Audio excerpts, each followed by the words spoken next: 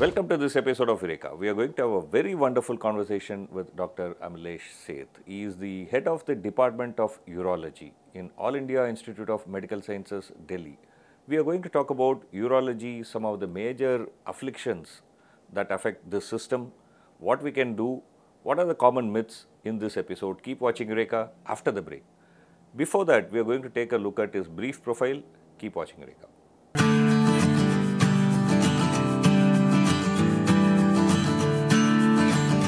Dr. Amlesh Seth is a renowned urologist whose contributions in the field of treatment of urological cancers are recognized worldwide. He has had a brilliant academic career right from his school days with scholarships and awards at all stages. Dr. Amlesh Seth did his MBBS Masters in Surgery and MCH in Urology at the prestigious AIIMS New Delhi with gold medals at all the 3 degree levels. He added 2 more degrees to his credit by qualifying for Diplomat of the National Board of Examinations in the subjects of Surgery and Urology.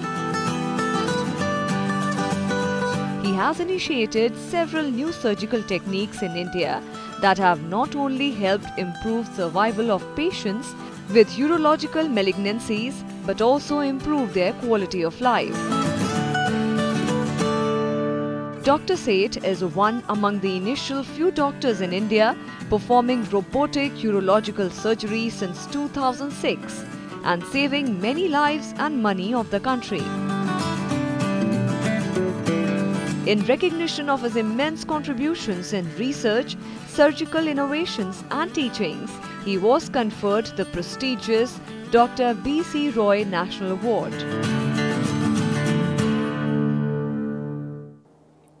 Thanks, sir, for being with us in the show. I mean, it's a very wonderful opportunity. So let me start with one of the very fundamental questions.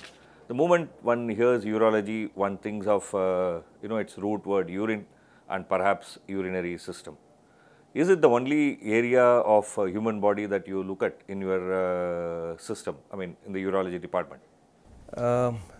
Actually, the subject of urology deals with the genital and urinary organs, and the correct terminology is genitourinary surgery. Okay. So, we deal with the genital and urinary organs of both males as well as females, and we deal with neonates, small babies, young adults and elderly people. So, we look after the surgical problems related to these organs in all age groups. In addition to the urinary organs, we also deal with the adrenal. Adrenals are organs which are very closely associated anatomically with the kidneys, and the surgical problems of adrenals are also dealt with by urologists. Okay, so which means that urinary organs, adrenal organs and kidneys, all these are included in this, in this broad way. Yes. In this, we know a little bit about urinary organ, but what does this adrenal do? I mean, in English, we have this phrase that the adrenal is secreting, so which means that we are very active. Is it related to our activities? I mean, what does this adrenal do? Adrenal is an endocrine organ and it is sitting on top of the kidney. It has a lot of hormones that are produced, and these hormones, they can be broadly grouped into 2 types of hormones: the catecholamine hormones and the steroid hormones. And all these hormones are actually important in the body's response to emergency situations or crisis situations. Okay. So, in crisis situations, the body needs to be kind of alert and active and needs some kind of a quick response, a milieu which can respond to crisis. So, these hormones, they help the entire body, because these hormones, they are secreted into the blood and they circulate through the entire system, and they prepare the body for emergencies, crises and response to all the critical situations. Okay, that's an interesting thing. So now again, some of the commonest thing that most of us would have heard about, my friends, family, relatives, maybe some office colleague, stones. And stone, I think, is a very important problem if you're going to talk about urology, right? So what is the stone? How does it actually get formed? Yes, you have rightly said, stone disease is a very common, the kidney stone, the urinary stones, whether these stones are in the kidneys, or in the ureters or in the urinary bladder, these are very common in our part of the country. And the question that you have asked is, how are these formed? The exact mechanism of formation of stones is not known, but the most commonly believed theory is what is known as the crystallization theory.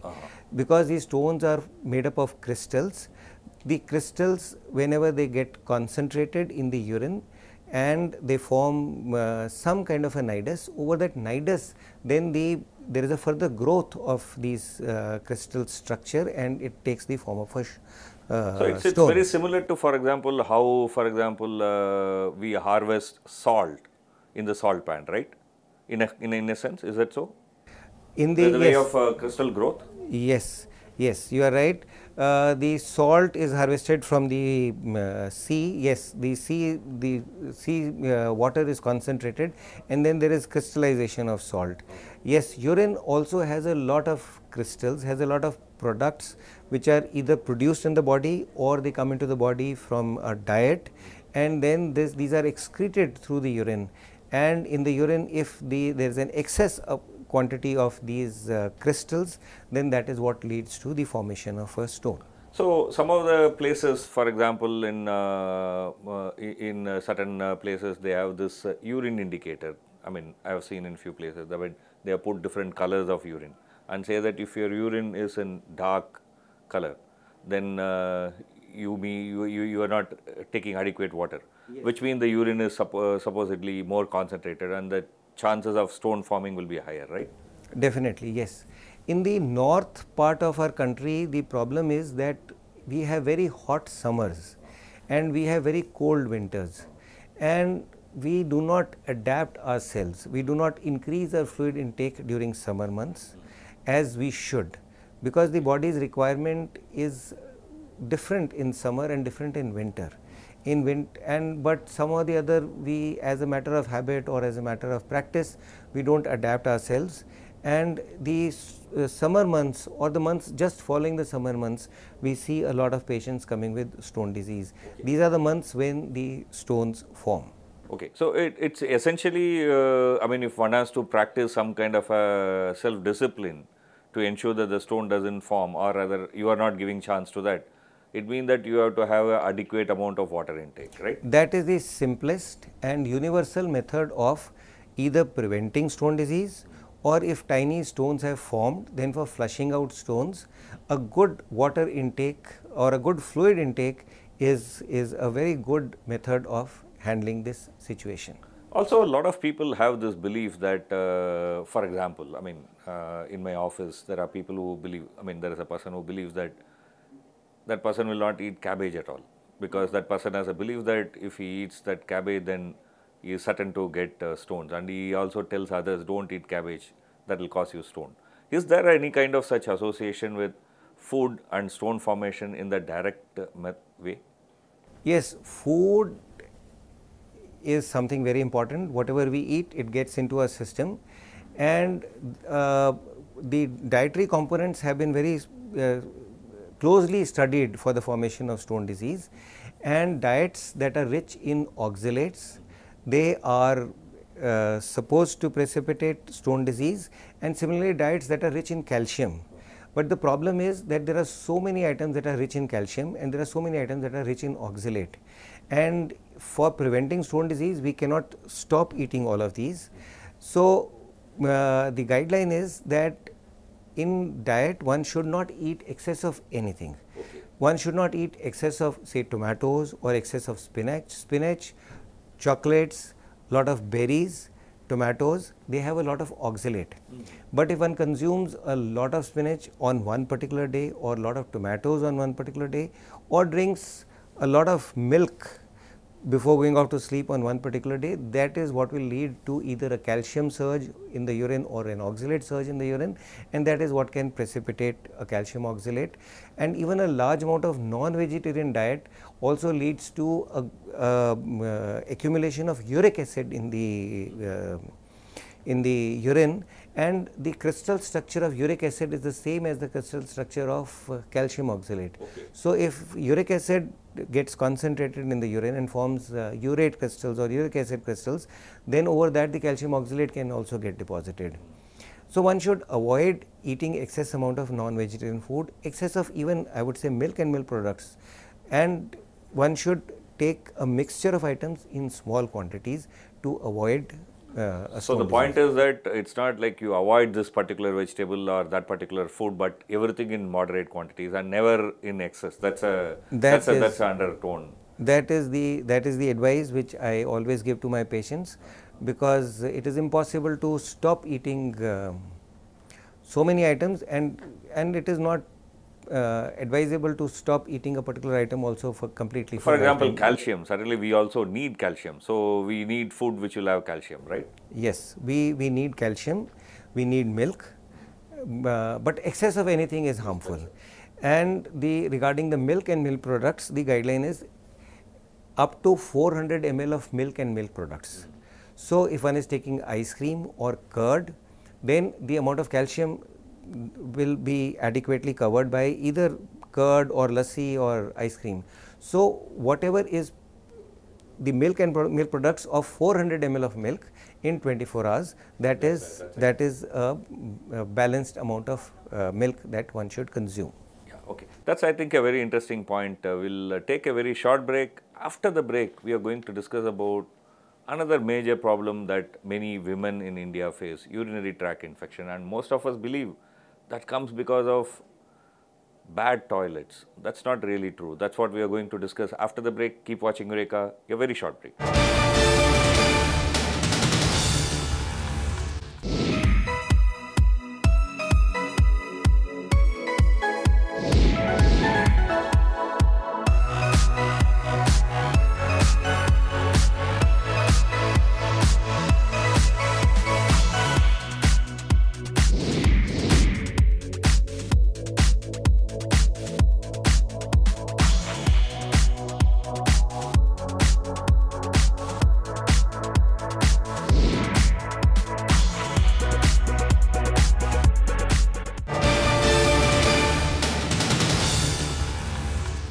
Welcome back to Eureka. We are having a very wonderful conversation with Dr. Amlesh Seth. He is the head of the Department of Urology in All India Institute of Medical Sciences, Delhi. Before the break, we talked about one major problem, stones. Most of us would have heard about. And the second major problem, maybe the male sometimes don't hear it, but I'm sure all women have experienced one time or other in their life, which is urinary tract inflammation. Why this disease afflicts women more than men? Both of us have bladders and both of us have to pass urine, right? But then why it's a major problem among women? The reasons are quite obvious, and in women the urinary passage, the urinary opening and the stool opening, they are very close to each other. The feces or the stools normally have a lot of bacteria, like some of the organisms that one may have heard very commonly, like E. coli, Proteus, Klebsiella, etc. These are normal in the stools. Both men and women. Both men and women. Yeah. Both men and women.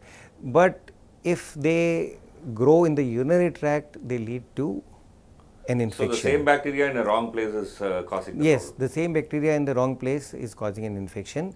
And men, if they are not 100% particular about their hygiene, they may not get a urinary tract infection. But women, they not only have to be 100%, I would say 200% perfect in their hygiene, in their perineal hygiene, otherwise they are more prone to develop. So this also implies that suppose if a woman gets urinary tract infection, most likely the woman is infected by her own than by any external. Yes, right? usually usually the bacteria are from her own body, rather from her own feces or from her own fecal tract, rather than from an external source. Yes. So the source of actual infection is not a dirty toilet. Maybe the dirty toilet contributed in a different way, but not in a direct sense, right? No, dirty toilet contributes in an indirect way, in the sense that if the toilet is dirty, nobody would like to go to the toilet, and one may hold the urine for a long time. See, one thing that I see both in a city like Delhi and also when one goes to rural area is that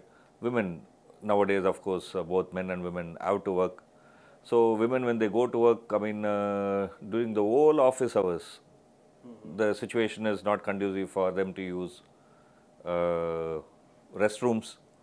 They hold on.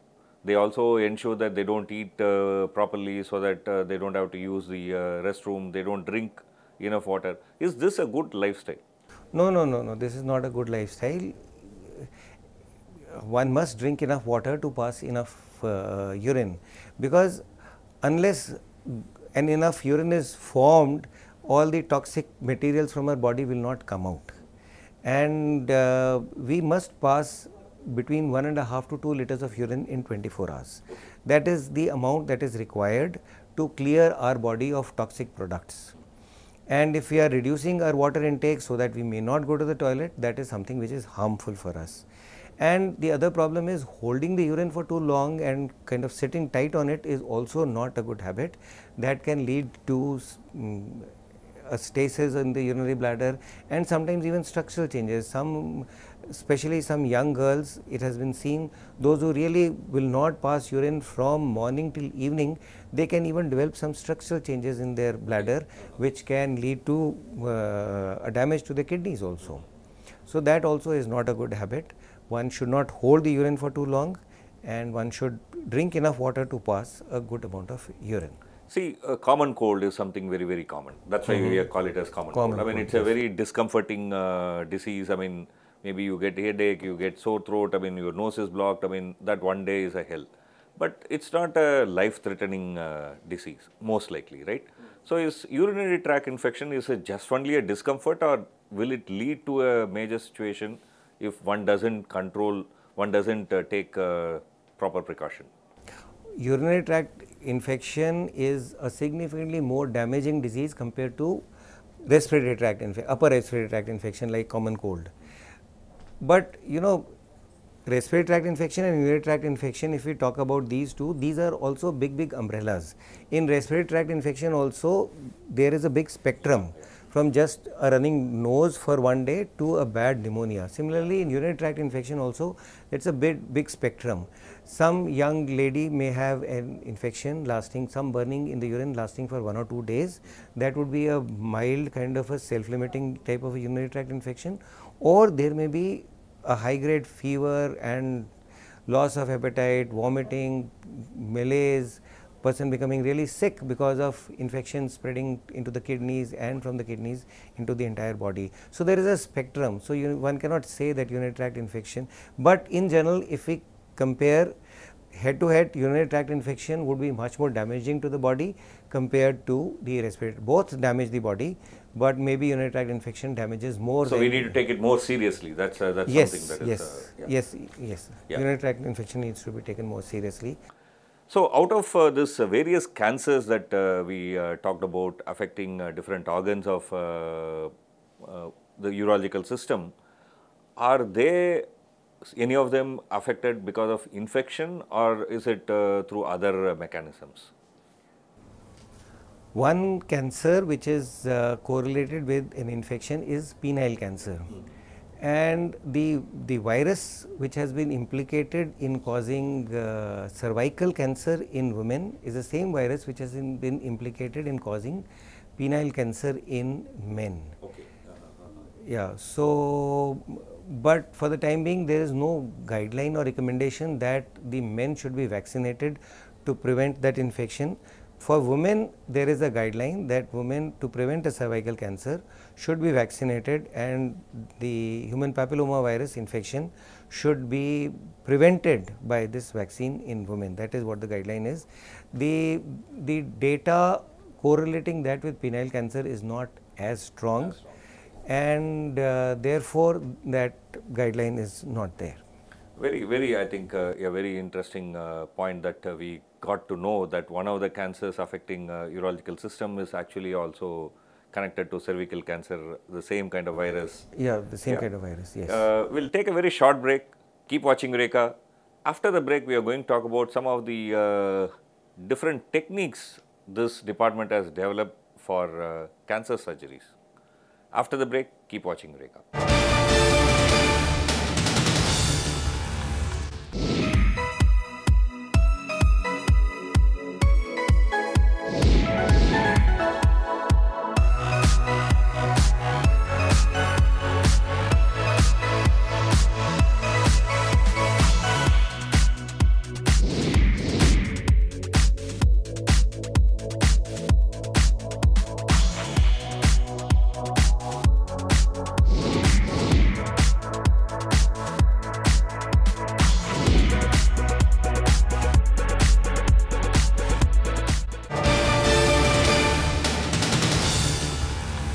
Welcome back to Eureka. We are having a very wonderful conversation with Dr. Amilesh Seth. He is the head of the Department of Urology in All India Institute of Medical Sciences, Delhi.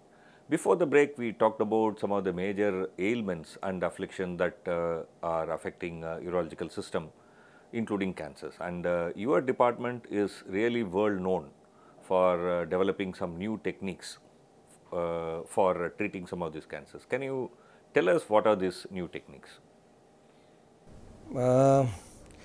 One technique which has been described from our department, which is quoted in the book, is the technique of treating the vena cava extension of kidney cancer. But I would say this is not described by our technique. You know, it's a teamwork, and we operate along with the Department of Cardiac Surgery, and along with the cardiac surgery, in a number of cases, we have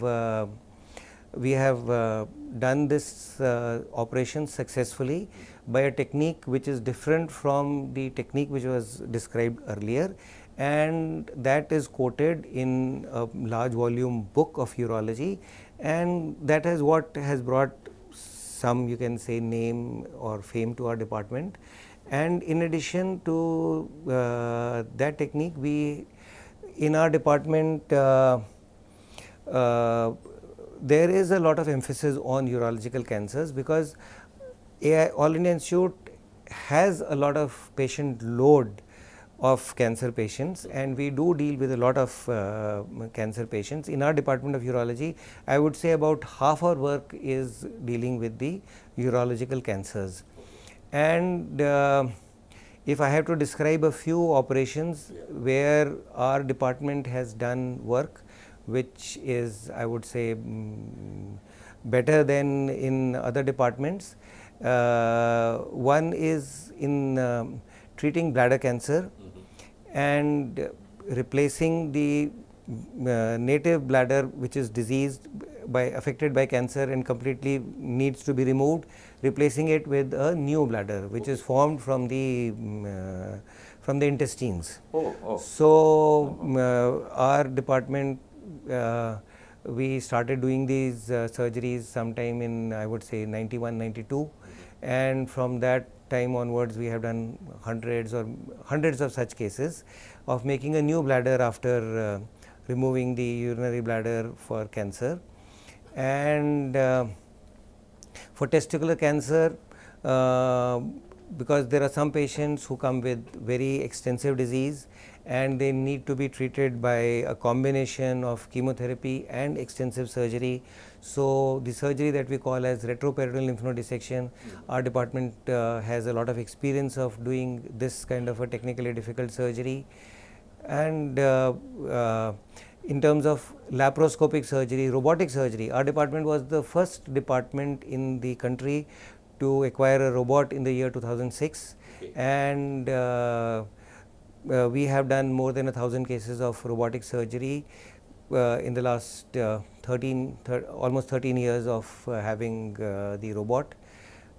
Almost 13 years, yes, we have had this robot, and every year we do about 100 cases. So we would have done about, I don't know the exact, I can check, but about 1,200 or 1,300 cases of robotic surgery have been done in our department. Yeah, that's I think interesting. What are the major research areas that you are focusing on All India Institute of Medical Sciences is actually, one objective is patient care, and Yes. of course you also train students, and third is actually also research, right? So that the knowledge base of India in medical field can expand. So what are the kind of questions that you are taking up for studying? Again, I would say it's a matter of teamwork. So our department works along with the departments of pathology, biochemistry, molecular biology, and we are working on techniques of picking up the cancers early, the markers, the urinary markers and the blood markers to pick up cancers early. We are also working on stratifying patients and finding out which type of patient is going to do well and which type of patient is not going to do well. So there are various markers that are being studied, and apart from these markers, we along with the Department of Pathology, we are also working on developing some nanoparticle which can lead to a more complete control of urinary bladder cancer. Okay. And our department is also involved in research on infertility, because we do have a lot of population, but infertility is also one of our major problem, population based major problem, and about 15% of couples are infertile, and a lot of them are because of male factor infertility. And so our department is also involved in the research work as well as the treatment of male infertility. These are some of the areas that you. Yes, yes, yes. One question that I would like to ask, I mean, something like about 3 decades you would have been in this institute as a doctor, treating patients and interacting with patients. Some interesting story in your life that. Actually, it has been almost 4 decades, because I joined this hospital as a student in the year 1980. So this is 2019, 39 years I have been here. I would say there have been hundreds of interesting stories. Since you're just asking me, one thing that just came to my mind while talking to you, I remember some of my close friends who got trained here and they were working here as consultants. They left and they are working in a place called Ganyari.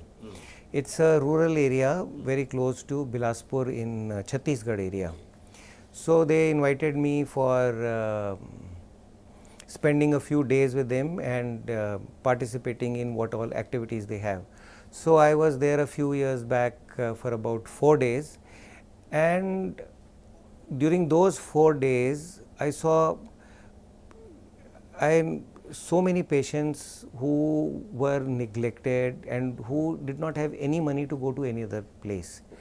They have a operation theatre set up where most major surgeries, routine major surgeries can be done, and for those 4 days I would get into the operating room early in the morning, operate till late in the night, and the list that they had prepared of cases to be done by a urologist, and by the time I could barely complete the last case, there was somebody waiting for me with my bags to take me to the railway station to come back. And the number of patients in the rural areas who have no facilities, who have no money, and their attitude is that we will live here and we cannot go anywhere else, we cannot afford to go anywhere else, and we have to be treated here. Whatever treatment we can get here is something which we will accept. Yeah, that's I think a very important scenario in India. We should keep in mind that medicine should reach people. I think that's one important point. So now as a urologist with 4 decades of experience, both in city and also this kind of experience in rural areas, for our viewers, what kind of takeaway message that you would like to give? Takeaway message I would like to say is that whatever you do with sincerity, with honesty, and this sincerity and honesty, you should be your own judge. You should do whatever you think is your best, and one should not really bother about what others think about you. And if you are honest to your own self, if you are sincere to your own self, that is what will give you satisfaction and happiness, and at the end of the day you will feel that my life has been worth what I wanted it to be. Thank you for this very wonderful conversation that you provided us. I mean, it was very enlightening, very informative. Keep watching Eureka. We'll come back with another interesting conversation next week, same time.